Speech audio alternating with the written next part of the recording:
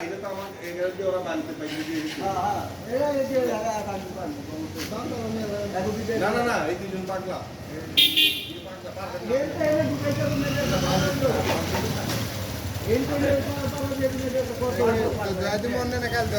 কালকে তো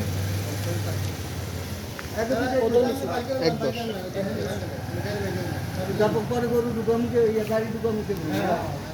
আরে গাড়ি পর আবার বাইরে রাখে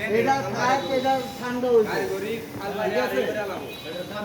হেনতে এনে গরু ঢুকাইতে দুজনই পারা যায় এত লোক লাগবে না গরু এনে পাকাটা সুন্দর দেখছে না আঙ্কেল এনে হইয়া পড়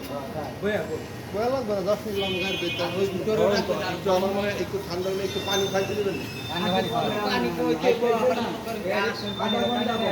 আবার ওই যে বাতের মার মুখ আছে না বসি মুসি হয়ে যায় পানি আধা ঘন্টা পর খাইছে আর খাইলে তার সমস্যা হয়েছে